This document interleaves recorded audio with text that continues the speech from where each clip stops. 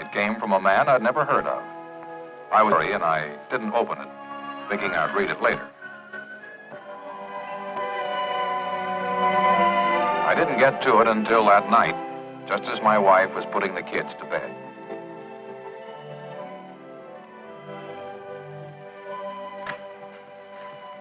Good night, Bill. Sleep tight. Good night, Laura. Be a good girl. Mother, can I sleep with Raggedy Ann? I think so, dear.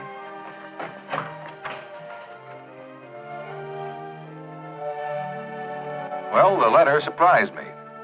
It was from a passenger who'd once flown with me. He wrote telling me he'd enjoyed the experience. Wondered if I'd write him telling him how a big airline operated.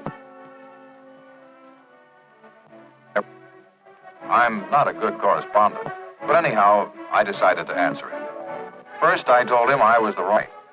I'm just one of a team, sir, I wrote. People, each one of them contributing to every flight. I remember your flight, and I'd like to tell you, make a big commercial airline work. Maybe that'll help explain what I mean. I'll take my line across the United States, all the way to Bombay, India. First over weather flying. Pioneers, that'll give you an idea. Your flight from Los Angeles, California to New York showed airline teamwork and coordination. You telephoned for your ticket from your home in Los Angeles. Our office received your order, made sure that the flight you wanted was open, and sold you a ticket. Your order went to the message center and immediately was teletyped to our reservations service in Kansas City, where my crew would take over for the rest of the trip to New York.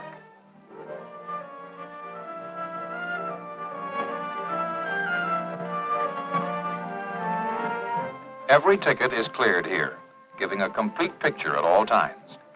10 minutes after you'd ordered your ticket, your name was on its correct flight listing. You were all ready. You called for your ticket 2 days later at our Los Angeles office. Altogether, a pretty painless business. On your departure day, you checked in at the airport. Everything was ready. Your luggage checked aboard. Your traveling comfort in the hands of a smooth working team. That's a fine plane, that Constellation you flew in. They built her at Lockheed Aircraft in Burbank, California, using the engineering and production techniques that have made us successful in aviation. The Constellation is very costly.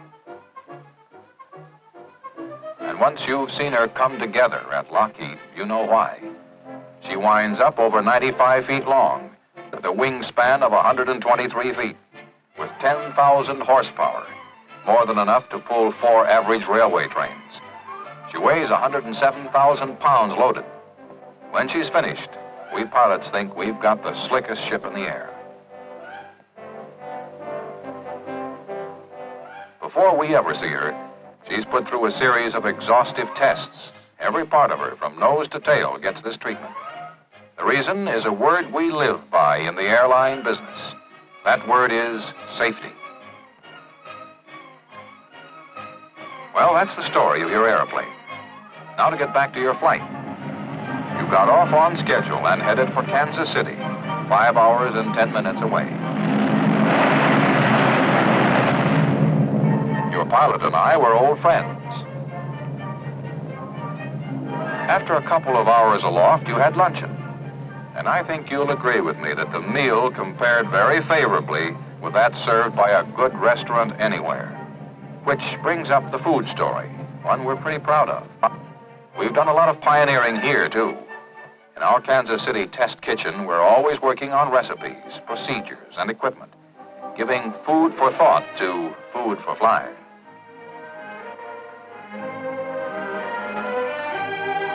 Although we have 6 food units around the country from which plane service is delivered, our production kitchen in Kansas City cooks all the meats, potatoes, and desserts for the line. 75% of the food used in our coast-to-coast feeding is prepared here. 5 tons of food a week, 2.5 million meals a year.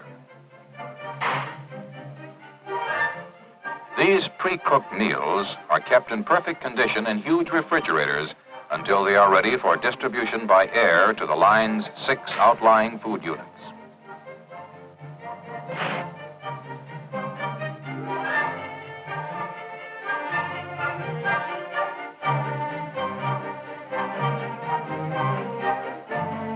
Each unit restores its own food in special ovens.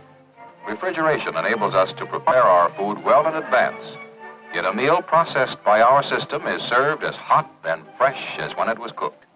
Some really neat and efficient containers have been designed for food and drink. Light in weight, that's essential, but sturdy as well as compact. In other words, built for flying.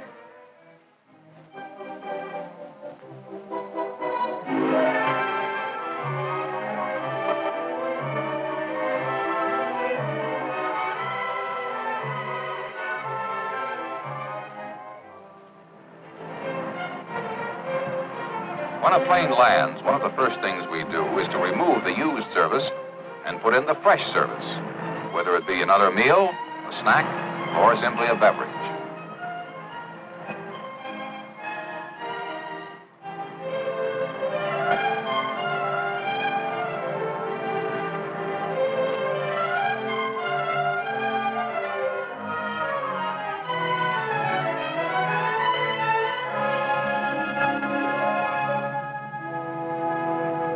Well, sir, with your meal over, you had a chance to look at the scenery. It's pretty spectacular on that Los Angeles to Kansas City run, particularly the Grand Canyon of the Colorado.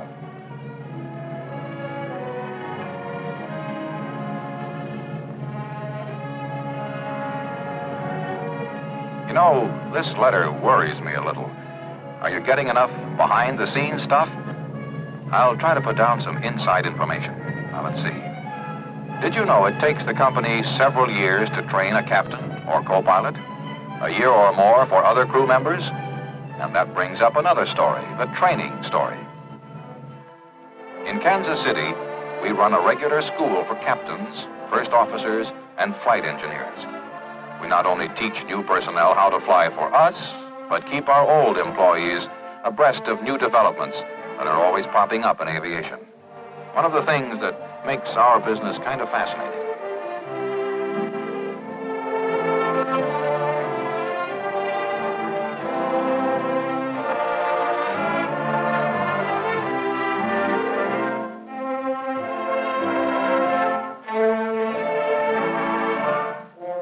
We take 3 physical examinations a year, 2 government, 1 company.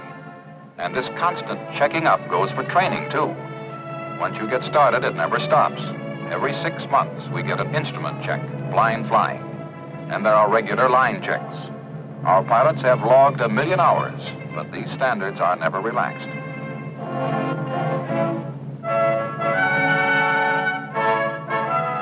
Now for our crew, the crew that picks you up at Kansas City, all fresh and rested, ready for the trip to New York. I'm captain. 18,000 hours flying with the line. Been flying since 1933. There's my co-pilot. The flight engineer and our hostesses, 2 good girls. So much for us.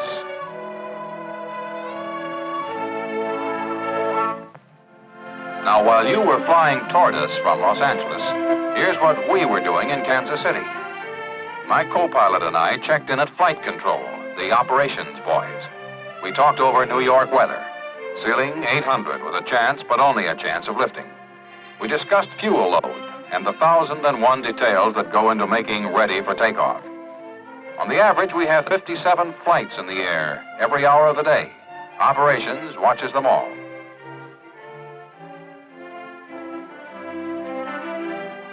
Next, meteorology, weather forecasting. Our company was the first to employ staff meteorologists, and we listen to what they say every time we fly. The chief gave us the weather forecast, which he gets from the government, our own forecasters, and our planes aloft. Weather was uncertain at low altitudes, so we decided on 19,000 feet for a smooth ride over the clouds.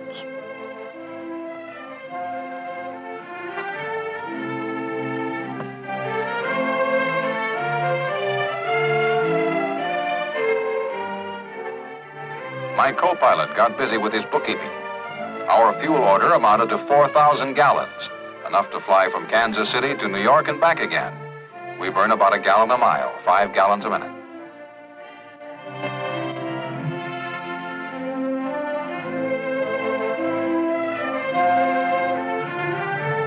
I watched your flight come in from Los Angeles.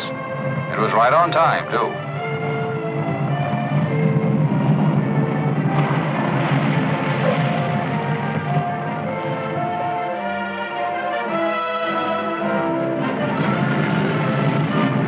A lot of people get very busy all at once when a big ship comes in.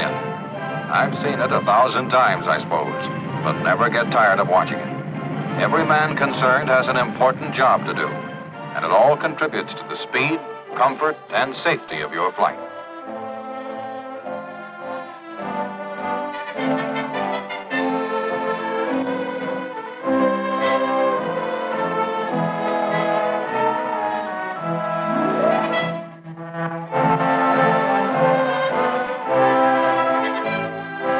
Meanwhile, our flight engineer checked over the airplane. This is standard procedure.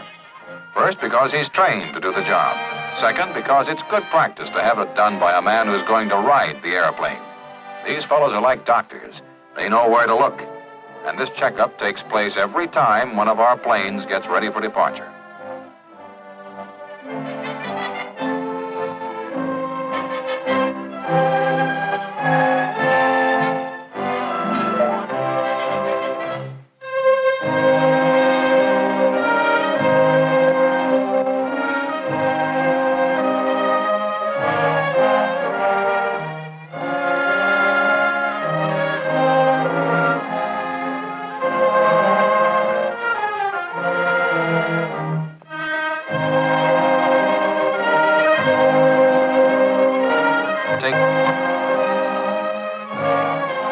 If our plane had just finished 1,300 flying hours, it would have been brought to this overhaul base and had all 4 engines replaced.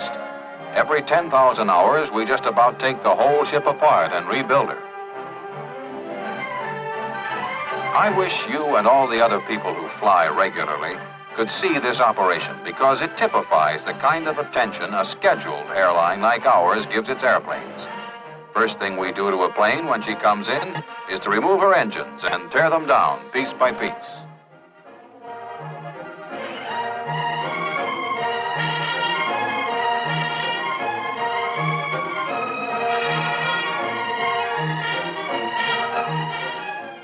Each of the thousands of parts is then given an 8-hour cleaning in a chemical wash. Next, each part is put through a magnetic analysis to find any hidden faults in the metal. Then hand inspected against rigid tolerances. Some of the parts are okay, good as new. Others may require reconditioning in our shops, and still others may be replaced.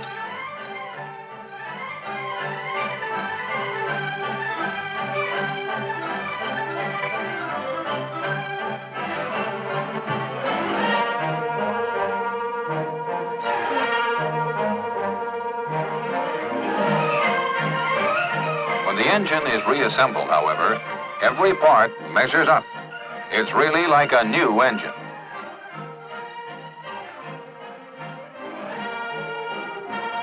After a thorough check by a trained inspector, the newly assembled engine is run for 6 hours on a test stand.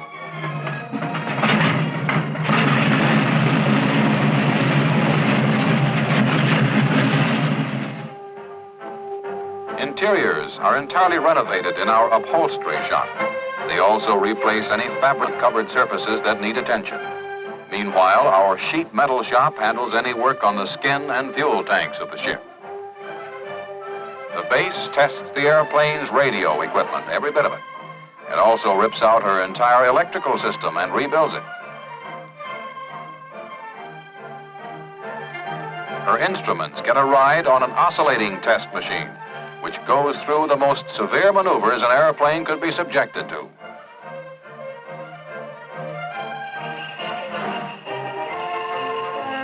We repolish and inspect the propellers, too. Every 3,000 hours, we get a new set. The balance of these blades is so perfect that, believe it or not, the weight of a paper matchbox will make them revolve.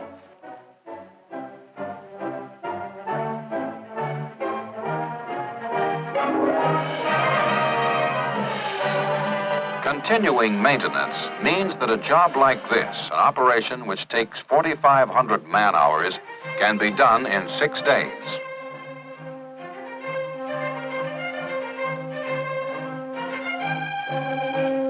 Last thing we do is weigh the ship.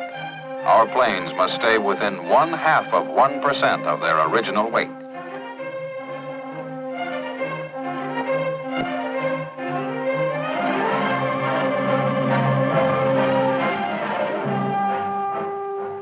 Well, it's nice to know that you've got that kind of a plane under you.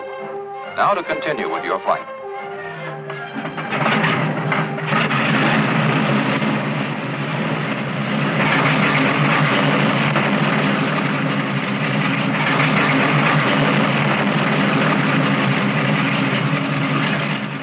Kansas City Ground Control, TWA Flight 2. Request taxi clearance IFR New York. TWA Flight 2, runway 17, winds south, variable 5 to 10, north on taxi strip.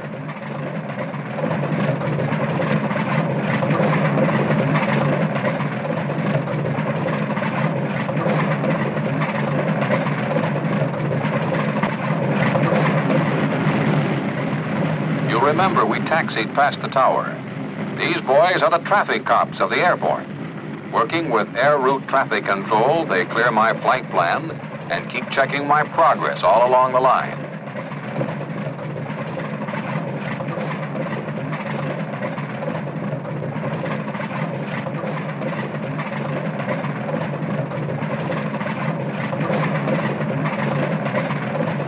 We moved down to the warm-up block.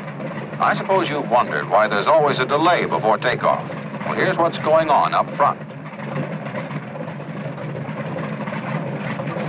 Flux gate compass. Directed. Vacuum.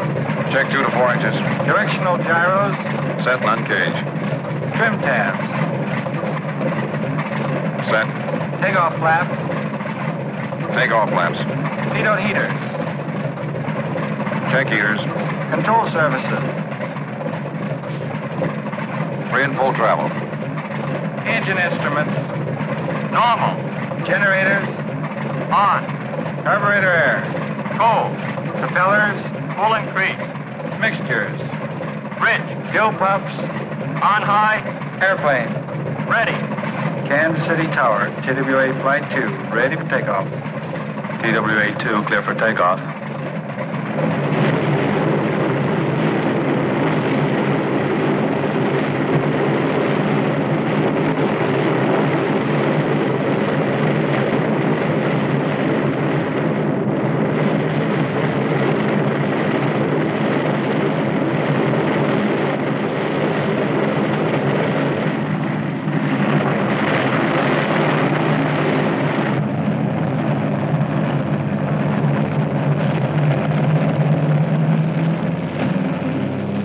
Up gear. Up gear.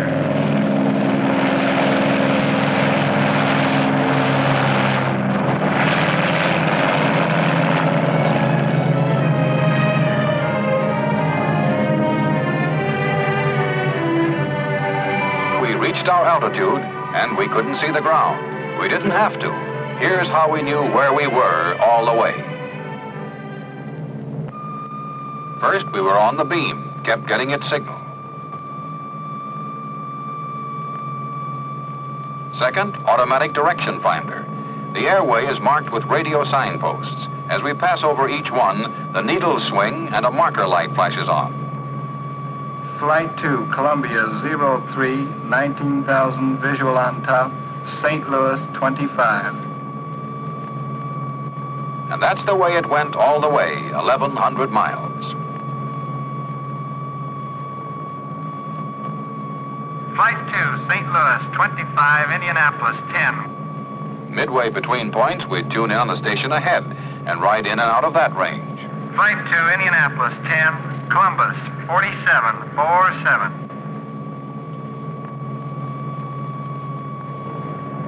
Flight 2, Columbus 46, Pittsburgh 1717. Flight 2, Pittsburgh 18, Allentown 1111. Flight 2, Allentown 11, LaGuardia 3535. As we neared our destination, we picked up another navigational aid. This was ILS, Instrument Landing System. It gave us direction and glide, while radio markers told us our distance from the airport. Then, by keeping the cross pointers at right angles, ILS brought us straight and true directly toward the field. We fastened our seatbelts, got ready to land.